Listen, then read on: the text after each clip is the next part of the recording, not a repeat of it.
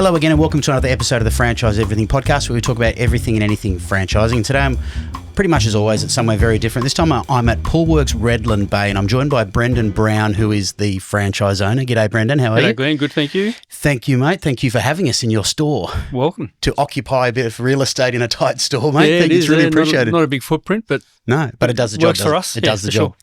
Sure. So Poolwerx, so we're going to talk about your franchise owner journey today in Poolwerx and what that has looked like, because I know we've chatted before and you've had a pretty diverse background. So let's jump straight into it, mate. Where did you start? Let's start straight into uni. What was straight out of school into uni? What's your career progression through into being a Poolwerx owner? Yeah, okay, so I went to uni and did a civil engineering degree. Mm-hmm. Came out of that in the middle of a depression. Walked up and down St Kilda Road, dropping off my resume for 6 months before I landed a gig. See, people these days just wouldn't get that, would they? They wouldn't know. They wouldn't know what that's like. Don't understand. Yeah, no, that's right. Go straight onto Seek and chuck it in there. Yep. Yeah. So I worked in construction materials for a bit over 20 years. Loved it. Had a great time. Practicing, applying my engineering trade. Yeah. Concrete, aggregates. Ended up in precast concrete. So when you say concrete construction materials, what does that mean? So concrete, precast, like, can you go into a bit of detail? Yeah, so some of the projects I was involved with had me exposed to the whole quarrying, sand mining activity, through to making the and delivering the premixed concrete in the backs of the trucks. Yep.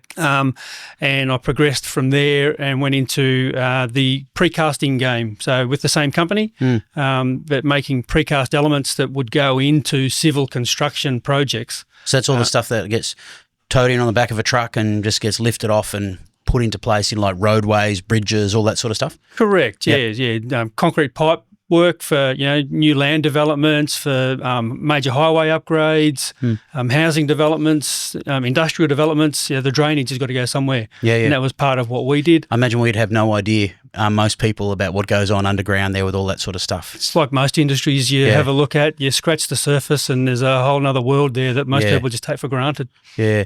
So so you came out of uni with a civil engineering degree.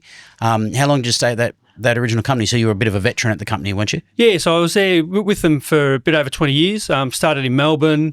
They moved me to South Australia for a number of years. And then they moved me back up here to Southeast Queensland. And got involved in a major factory upgrade up here. Was it a lot of government stuff, or was it mainly private sector type of stuff you're doing? There's both. I mean, obviously, government underpins a lot of the development that goes on, but there's also a bit of private work that goes, private land developers and the like. So it's a mix of both. Yeah. Did you feel that did you find that sort of work fulfilling? Like, so with your degree, so actually, I'll rephrase it. So with your degree, was what you ended up doing what you thought you were going to do, or? Yeah, look, early on, there's you can apply the technical skills that you learnt at university. The longer you stay somewhere, the more you move into HR, I felt. So corporatised, sort of politicised. That's right. You move away from the hands-on technical stuff. So you sort of, but it's good because you start managing. Yeah, that's right. Yeah, exactly. It's career involvement. Yeah. I sort of got to the point where I felt, if I didn't do something different, I'd be a bit institutionalised. And it's the technical aspect that really floats my boat rather than. So you enjoy that hands-on, getting hands dirty, that type of stuff. Correct. Yeah, absolutely. Yeah. So when did you come to that realisation? Like, because if you were like 20, you said 23 years at that one company. Yeah, that's right. So was it towards the end of that, or quite a bit, some midway through that, you were starting to feel like that? No, it was towards the end of that. I was involved in a fairly big project up here in Southeast Queensland, and that spent a lot of petrol tickets for me. It got to the end of that. Metaphorically, yeah. Yeah, that's right. Got to the end of that, and I thought, I think my time here is done. I need to go and recharge my batteries probably somewhere else. So I did. I went out and looked at a few different things. Did a couple of jobs in logistics and warehousing. So how did you come across that? So you jumped out of that company you were for 23 years and went into logistics. So what drew you to that? Was a desire for that bigger role and getting back in hands-on, or what did you do from an engineering perspective in those organisations? It was more of you're on the market, come and work for me. Fortunately, so I fell into it a little bit. Yeah, just opportunities were there, so you took them. Exactly. Yeah, and still involved in the industry that I'd been in for a long time to some extent because it was delivering materials. And then from there, somebody else got me. They were looking to do a factory relocation, so I had a little bit of experience in that. So that's how I got my next gig. So those projects. So how long do they sort of take? So if you're doing something like a factory relocation, so that was in another role that you moved into, again, obviously. Different role again. So you're moving around in logistics, doing all sorts of things. So, and we're in a live store here, so that's why we've got stuff going on in the background, which is cool. You've already got your eye on it. Yeah, that's it. So if you do that sort of stuff, a factory relocation, how does that work? Like, how do you manage? Do you manage that entire process and put it on a Gantt chart, or how do you do it? Yeah, there's a team of people who do it. I sort of sit back and go, right, are we doing the right things? Yeah. Are we spending our energy? Is this going to deliver what we're looking for as an outcome? Yeah. And whereabouts was that factory? It was up here in Southeast Queensland, you said? Yeah, in Eden Farm. So how long does that sort of project sort of go for until you end it? Because we're going to eventually get to where you are right now. Yeah. So how long did you stay doing that? So that was a fixed term, and at the end of that, I was fortunate enough. They said, "Hey, look, we've got a need here now. Can you stay around and fulfil that?" Which I did. But again, sort of, I get to the point where I'm back in the corporate world. You're starting to fall back. What you just left, exactly, aren't you? What I'd moved out of. So.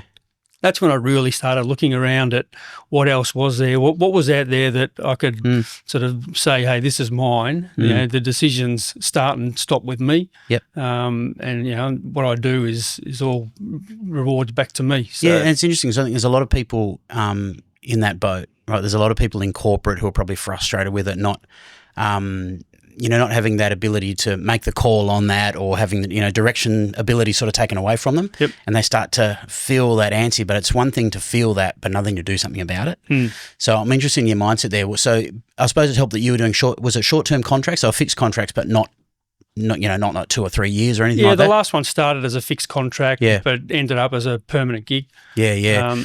So what was your impetus? You said, right, I'm going to go and find something for myself, my own business. What was it? Do you remember the moment? Was it something in particular that happened, or? It wasn't anything in particular that happened. I suppose I got to the point where I did finish up at the last job, and I thought, this is it. I'm done. I'm cooked. Yeah. This is it. It's either go and get into a business, a small business, or you got to get back on the treadmill somewhere else. Yeah, because I didn't want to get back on the treadmill. So okay, so it was a juncture type. Yeah, so I started looking around at a lot of things. Had a really open mind, knowing, like I said before, hands-on, something technical, something that would make me think and challenge me that way. So, what sort of things were you considering, like as in niches and roles of things to do? Yeah, because I'm interested because you've got your civil engineering background. Yeah. So I'm wondering if you were trying to align that in a business as well. Not specifically, no. I was more looking at what businesses were available, what was around, and how did that fit my personality. Okay. There was a lot around that I thought, no, just not interested in that. The Poolwerx came across my, or not the Poolwerx, but the pool industry came across my desk, and I looked at that, and I looked at a few other things, and come back to the pool industry, and looked at a few more things, and back to the pool industry, and I thought, hey, this is like, there's so much going on here, and there's so much potential for future development in the technical space. I thought this is probably something that I could really challenge myself with. Yeah. So what kept bringing you back to? You looked at a lot of others. What kept bringing you back to the pool industry? What was it specifically about it that really kept jumping out to you? Yeah, so there was the technical aspect, the hands-on aspect, the business management aspect, and the resilience of the market. I just thought Southeast Queensland, or Queensland in general, every other house has got a swimming pool. So that's a lot. I don't know that Andrew would say, Andrew Walker, he would say there's a lot in Australia, like across the board, generally just Queensland. But there's pools everywhere. If you see, there's a lot whenever you're flying into Sydney or even anywhere, there's pools everywhere. Everywhere, that's right. But this has also got the climate for that sort of market as well. So yeah. Okay. So thought process. So how'd you go about it? So you were doing your research and everything. Yep. So had you left a job and everything by then, and you were full on in research mode, or did you just stay in your job and then decide to jump out? I'd left my job and I was full on in research mode. Fully committed. How long did you research for? It would have been 6 months. Okay. Yep. looking around, and my wife's sort of on the background saying, "When are you going to get a job or a business, or something?" Yeah. So did you? Let's jump into the Poolwerx stuff. Did you talk to franchise owners? How did you go about your research when you thought that the pool industry was for you? How did you go about your research? So I did a lot of due diligence online. I did some, if you like, secret shoppers, just going around through my local area, but also branch out a little bit further just to see how it varied, geographically. Yep. And then I picked up the phone and talked to the team at Poolwerx and said, "Hey, this is something that I might be interested in. Let's have a meet." And went from there. Okay, so now I know from our pre-chat that was around 2020, so we'll touch on 2020 in a minute. Yeah. But now, I failed to mention at the start, you're a multi-site owner. So you've got this one at Redland Bay, and you've also got Shailer Park. That's right. And Shailer Park was the first one? Yeah, so Shailer Park, I took over in July 2020, which most people will refer to affectionately as the COVID years. Yeah. So, or people don't refer to it at all. Exactly. Everyone wants to forget about it. Yeah, so, okay, right. so if we're working back, if you got out of your work and you researched for 6 months, so you pretty much got out, you were starting your research pretty much as COVID was hitting almost. That's right, yeah. Yep. Going through that whole development phase when everybody was going into lockdown. And even Poolwerx would have been learning about how the hell we're going to open a store during COVID, right. I bet. Yeah, exactly. Well, and once I'd reached that point with Poolwerx and I went and did pool school, I think I was the last pool school before they all became online for a couple of years. Yeah. So, yeah, everyone had no option really at that time. That's it. So the both businesses you've got, Shailer Park and Redland Bay, they were existing stores? Yeah, so Shailer Park, which I bought, was on the market, and I had a look and did a lot of due diligence, had the accountant run the numbers as well and had a look at it, and it all stacked up for me. Took the plunge and bought Shailer Park. Literally took the plunge. Took the plunge and bought Shailer Park. So that was in July 2020. And then about 15, 16 months later, Mike Geddes from the franchise Poolwerx, development team, again, he rang me and said, "Hey, there's another opportunity just up the road. Borders your territories. Are you interested?" So I had a look at the Redland Bay business and I thought, look, this just makes a lot of sense. It grows my area. It's, that they're connecting in so many locations. It just makes sense, doesn't it? And unfortunately, it was something I was able to do without going back to the bank. Nice. So, yeah. Well, that makes it even better, doesn't it? Yeah, absolutely. So were there any new ones you looked at? Like we call them greenfield, obviously, for those who are not in the know. Any greenfield ones to look at with Poolwerx, or they're all sold out by that stage? When you say greenfield, man in a van. New locations. Yeah. Any new locations? Because you bought an existing franchise in Shailer Park that was already running with figures. Yep. Did you consider new locations at all that weren't operating yet and it was a brand new store then you were going to open up? Did you consider any of those? No, I hadn't. No. Never came across. Okay, so you were looking at one that was existing performance, got some numbers and everything, and you're able to really, I suppose, and the good thing with those, for those who aren't aware, you can lend against those and that sort of stuff because they're established, got existing figures and everything for them. Yep. Yeah, so that's why the accountant loved looking at those sorts of ones. That's right. So, okay, so you got out there. What was it like getting out of training and starting to run a business? And what was the transition like, actually? We'll rephrase it again. What was the transition like from employee to business owner for you? It's a culture shock, that's for sure. You really have to be self-motivated, which when you've got skin in the game, it's not hard to do. So to get up and get moving. And, exactly. Yeah, knowing that putting food on the table is now up to you and your actions. You will be rewarded with the outcomes of what you do on a day-to-day basis. Yeah.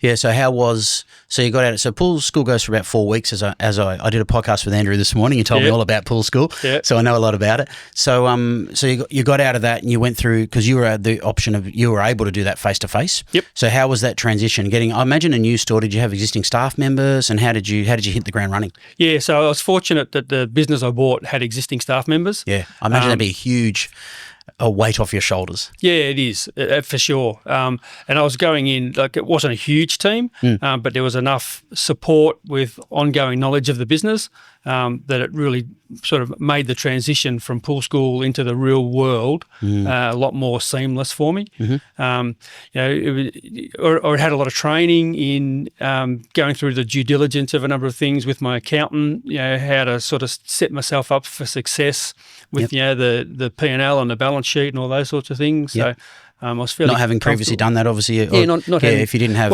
especially you might have in some roles, depending on what roles you had before. Yeah, so I'd had GM roles. Yep. You're always cognizant of those things, but at the end of the day, cash flow is the behest of the company accountants. It's never all on me. Well, guess what? Now cash flow is all on me. It's my bank account that provides the cash flow. So what did you, if you can think back, what did you find the hardest? Because my guess is that you didn't find the technical stuff, that didn't stress you or worry you at all. No. I imagine there's people who have got no pool experience whatsoever who might be worried. But as Andrew assured me this morning in pool school, that's all taken care of because there's a lot of automation and everything with it all now. What were the things that maybe if you hark back on sort of worried you or that were causing you concerns? I suppose the hardest thing, Glenn, would be gaining the trust of your market. Okay, of customers? Yeah, that's right. So you come in, you're the new guy on the block. What do you know? How long did the previous guy own it for, by the way? He'd been there for 4 years. Okay. Yeah. So I'd look at everybody walking into my shop and I'd go, are you looking at me going, why should I trust you? So that was, for me, that was the biggest challenge that I had, whether it was real or not. That was my perception, and I wanted the market, my customers, to trust me. And how do you feel you should set about doing that? It's always just being straight up, honest. If you make a mistake, own it and fix it. But just be consistent, reliable. If you make a commitment, deliver on it. Yeah, do what you say. Yeah, that's right. Do what you said you were going to do. Yep, so it's massive, isn't it?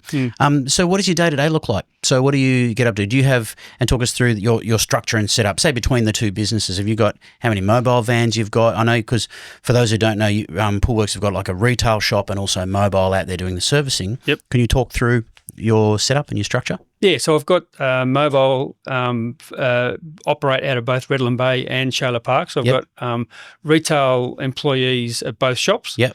So this is like retail, all this stuff. This is retail. The bricks and mortar. Walk in, get your water tested. Buy your chemicals to balance your pool. There's equipment here if you need to upgrade some equipment. So I've got retail teams at both shops. So they run really well. I'm really lucky to have the team that I've got. Yeah. And then I've got 4 service vehicles out in the field as well. So on a day-to-day basis, I'll attend one or both of the stores, catch up with the service team regularly, whether it's on the phone or face-to-face, what's going, what are your challenges, how are things going. And then there's a few jobs that I'll get out in the field and get my hands dirty as well. Yeah, so you like go out and keep hands on as well, like you've always wanted to do. That's right. Yeah. I'll spend time in the shops and do over the counter and do the retail job, which I really enjoy. I love catching up with the customers and knowing the faces and the names. But I also enjoy getting out and problem solving on site, which can be really challenging. So do you do? And I'm not sure, but this is why I'm going to ask this question. Do you do a lot of sales as far as like getting people into, I know you guys have pool programs, monthly pool programs and everything, and servicing at all different levels, but how do they get sold? Do they mainly get converted through the website, or is it store level? How do you find that works? For you, because I know it'll be different for everyone. A number of different ways. Obviously, there's we do digital marketing to try and get our service offering out into the marketplace and attract business that way. Catch up with real estates because they're a really important part of our business. Yep, with tenancies and things like that. With tenancies, property managers. Right. Yep. Also with the sales side of it as well, because every house that gets sold with a pool, potentially you've got somebody buying a swimming pool who's never had one before. So it's a matter of, how can we support your new... Yeah, and do you do that as like as a BDM type of thing? Is that how you would do that? Or has everyone got their eyes and ears out, especially service guys when they're out and about? Mostly I'll be looking at what's on the market, what's changed hands, is there a pool there, how can we leverage into that, that pool? All right. Yep. And I'm interested, your region, so have you got 2 vans on the road in each suburb? Is that right? Yeah, so Shailer Park's probably a lot more, Shailer Park and Springwood area. Oh, yeah. It's probably a lot more mature market. And the Redland Bay is very much a growing market. So I was about to ask that. So what sort of opportunities are there in there? Because it feels like because everyone's got a pool, Like, it's almost endless opportunity, isn't it? Like you're trying to win customers from competitors and that sort of stuff just through great service and word of mouth and referrals, I imagine. That's right. So is the more attention get paid to a region like this for business development, say to Redland, given you say that Shailer Park and Springwood is a bit more mature? Yeah, I wouldn't say more attention. You got to split your attention where the needs arise, and with a lot more activity, you find that there's a lot more quoting and a lot more following up and a lot more troubleshooting in a market where you've got a lot more jobs. Yeah. But then, you never lose sight of the fact that we're trying to grow this market. So, it's a matter of making sure that our name's, front and centre when people are thinking, hey, I need to get my pool serviced. Providing that exceptional service so that, if people are talking about it around a, Saturday night barbecue. They say how good you guys are. Yeah, I'm thinking of getting someone to come in and service my pool. Hey, try Redland Bay Poolwerx. They're awesome. Yeah. So, that's what I'd say about before. One of my biggest fears is, making sure we can provide that consistent and honest service all the time so that, when the conversation does come up, we're front of mind. Excellent. And I think, so as you wrap up, so what do you see for the future? So now, what is it? So 2021, you picked up Redland Bay. Is there another one around, like bordering on, or what is the future for you in growing your business? Putting more vans on, or what does it look like? It's probably a bit of both. So putting more vans on, because the biggest thing I hate to do is when you come into summer and it's the whips are cracking and the weather's hot and the kids are going on school holidays and people are wanting their pool cleaned up, and you go, I just don't have the resources. Can't do it. Yeah, that's right. I can get out there, but it'll be 2 weeks away. You're literally seeing money float away down there. Exactly right. Yeah. So, it's about making sure we're resourced to getting an extra van or two on the road to help us get through those busy periods through summer.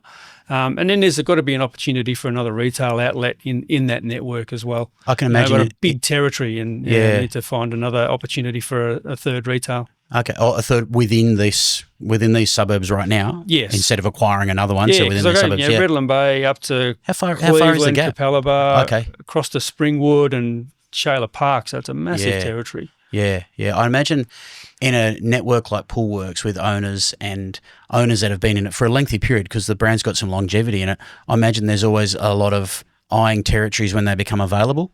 Would that be right? Like chatting, say, if that territory comes on to, the neighbouring territory or store, for example, to yours comes on market, or, talk to me if you're going to put it on the market. Yep. I imagine there's a bit like that within a network like this. And even not talk to me if you're going to put it on the market, Hey, how about we talk about it even though you're not on the market? Yeah. So, everybody's always looking for an opportunity that might be mutually beneficial. Yeah, for sure. Yeah. Some businesses want to grow in a certain area and realise that, hey, hang on, there's an opportunity here that could work for both of us. Let's talk about it. So, excellent. Yep. All right. Well, I think we've got a great story out here, Brendan. Thanks for having us here today, mate. No problem. Thanks for coming down. A pleasure. And thanks for I went a few customers walked in and out while we were doing this, and you maintained focus straight away. It is good, still paying the bills. It is excellent, mate. Well, thanks for having us, mate. Great. Appreciate it. Cheers. All right, that's it for another one of the Franchise Everything podcasts. If you like, please share, subscribe, and do all that sort of stuff with these, and we'll catch you again very soon in the next one.